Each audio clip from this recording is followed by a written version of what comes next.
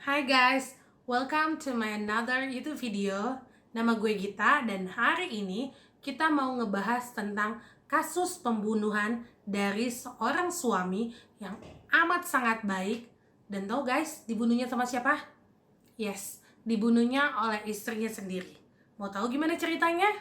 Yuk, check it out.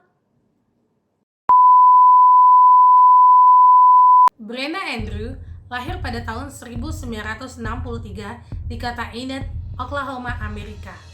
Brenda lahir dalam sebuah keluarga yang sangat religius. Bahkan waktu kecil, Brenda ini memang sudah aktif di kegiatan kegerejaan. Dia tuh suka ikut kayak seminar, bahkan retreat di gereja. Brenda ini orangnya polos-polos aja ya guys. Dia tuh nggak pernah neko-neko, orangnya simple banget.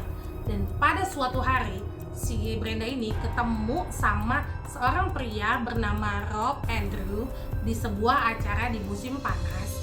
Pada waktu itu, si Brenda itu masih SMA dan si Rob Andrew ini dia itu sudah berkuliah di Oklahoma State University. Sama seperti Brenda, Rob itu juga lahir di dalam keluarga yang sangat religius, taat kepada gereja. Dan pada tahun 1984, Rob dan Brenda akhirnya menikah. Mereka itu happy lah gitu ya. Dan Rob itu waktu itu bekerja di sebuah perusahaan periklanan dan Brenda waktu itu bekerja di sebuah bank swasta lokal di Oklahoma. Mereka itu setelah menikah sempat tinggal di Texas selama kurang lebih 1 tahun. Lalu akhirnya mereka memutuskan untuk pindah kembali ke Oklahoma. Tapi ketika keadaan itu terjadi, itu sepertinya Brenda tuh kurang suka gitu sama idenya si Rob untuk pindah kembali ke Oklahoma. Dan di situ mulai dari detik itu si Rob dan si Brenda itu sering terjadi adu mulut, cekcok gitu ya. Bahkan mereka sering mengatakan untuk mau berpisah, tapi akhirnya nggak jadi. Mereka mengurungkan niatnya untuk berpisah. Setelah kembali ke Oklahoma, Brenda dan Rob akhirnya memiliki 2 orang anak. Yang pertama namanya Tracy, yang kedua namanya Parker.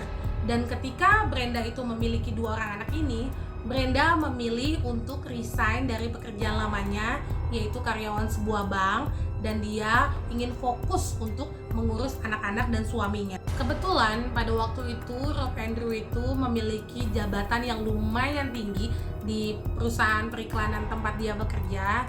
Jadi bersyukurlah keluarga mereka itu finansialnya lumayan oke lah ya, lumayan berada, lumayan kaya. Selain jadi full time mom, Brenda juga mencari kesibukan lain.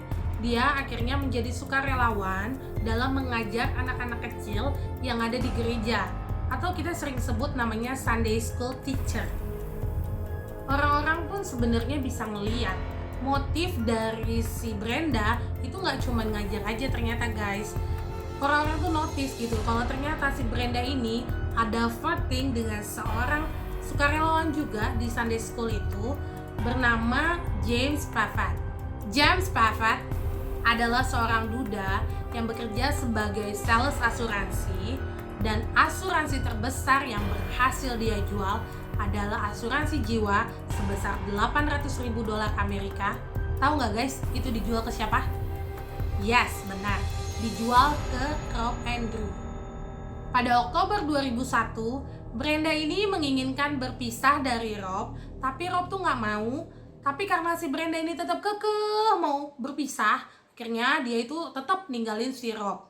Dan pada 1 bulan kemudian, ada sebuah telepon ke si Rob mengatakan kalau ternyata si Brenda ini kecelakaan dan sekarang sedang terbaring di rumah sakit. Karena si Rob ini masih cinta ya sama si Brenda, akhirnya Rob tuh buru-buru untuk mengendarai mobilnya.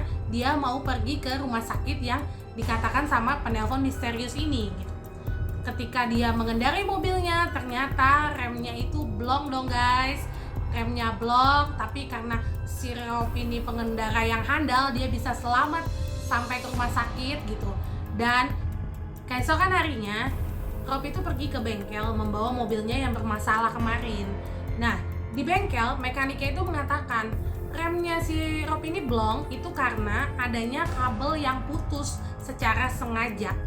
Nah, si Rob ini mikir, wah berarti istri gue nih yang akan mau membunuh gue gitu. Kenapa ada cuttingan kabel yang disengaja untuk membunuh gue gitu. Ternyata seminggu kemudian ada telepon dari Brenda, kali ini beneran Brenda. Dia itu bilang sama si Rob dia membutuhkan bantuan karena kompornya dia itu lagi bermasalah. Akhirnya si Rob pun datang membantu Brenda. Tiba-tiba ada seorang pria misterius menggunakan full masker. Dia itu membawa senjata. Dan semua itu terjadi begitu cepat. Si Rob itu ditembak 2 kali dan akhirnya dia meninggal. Dan si Brenda pun ditembak 1 kali di daerah lengannya. Polisi pun akhirnya langsung menyelidiki kasus ini dan gak butuh waktu lama, polisi langsung mengetahui bahwa adanya affair antara Brenda dengan James Pafford. Polisi menyelidiki mereka lebih dalam lagi dan polisi juga mengetahui tentang kejadian remblong pada mobil Rob kemarin.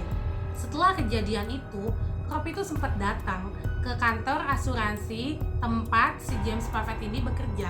Rob mengatakan bahwa Brenda dan James Pafford itu bersekongkol untuk membunuh dia untuk mendapatkan polis asuransi.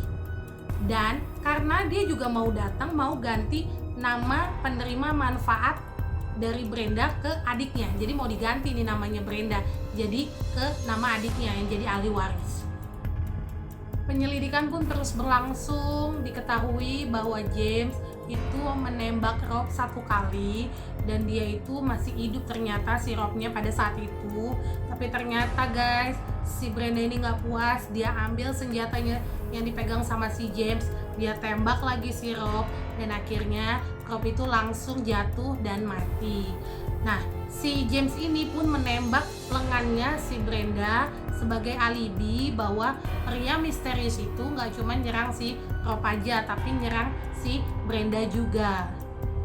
BTW guys, pistol yang dipakai si pembunuh ini, pria misterius ini, untuk membunuh si Rob adalah pistol dengan tipe kaliber 22. Bukti lain yang ditemukan oleh polisi guys adalah ternyata Rob itu pernah memiliki sebuah pistol di mana dia itu biasa guys, kalau misalnya orang luar negeri gitu kan, dia biasa punya pistol untuk berjaga-jaga kalau keadaannya lagi darurat gitu. Tapi si Brenda istrinya ini melarang si Rob untuk membawa pistol tersebut. Dan ketika polisi mencari, pistol itu ada di, entah mungkin ada di rumah Brenda atau ada di rumahnya si Rob, tapi ternyata tidak ditemukan sama sekali pistol tersebut. Dan tahu guys, pistolnya ditemukan di mana? Di rumah tetangga dari Brenda. Jadi tetangganya itu yang punya rumah itu lagi keluar kota dan dia menitipkan kuncinya itu ke Brenda. Ditemukanlah pistol kaliber 22 itu di rumah tetangganya Brenda ini. Terus ada bukti baru guys. Anak dari James Pafford yang bernama Jenna Pafford mengatakan bahwa dia menemukan sebuah peluru di mobilnya dia yang ternyata guys pada waktu kejadian itu dipinjam oleh ayahnya si James Pafford ini. Guys mau tahu nggak? Ternyata peluru ini cocok sekali dengan pistol berkaliber 22 ini. 1 hari sebelum pemakaman Rob Andrew, Brenda Andrew dan James Pafford itu pergi melarikan diri ke Meksiko. Mereka menjadi buronan polisi dan pada tahun 2002, Februari 2002, akhirnya Brenda dan James Pafford bisa ditangkap ketika mereka mau kembali ke Amerika lagi. Mereka dikembalikan ke Oklahoma dan dikenakan pasal pembunuhan tingkat pertama oleh pengadilan Oklahoma. Dan Brenda dan James Pafford itu dijatuhi hukuman mati oleh pengadilan Oklahoma Amerika. Akhirnya anak-anak Brenda pun diasuh oleh orang tua dari Rob Andrew. Dan pada saat ini Brenda itu sedang berada di The Mabel Bassett Correctional Center di McLeod, Oklahoma. Sekian guys cerita gue hari ini. Emang ya ternyata uang itu bisa bikin kita lupa dan buta kan segalanya. Belajar dari kisahnya si Brenda ini gitu, dia itu terlalu cinta sama uang sampai dia mengorbankan suaminya yang udah begitu baik sama dia, udah begitu sayang sama dia, tapi ya dia sia-siakan gitu aja gitu. Dia jadi kaya enggak, ya hukuman mati menunggu. Terima Terima kasih ya guys udah nonton video ini. Jangan lupa like, komen, dan subscribe video ini. Bye!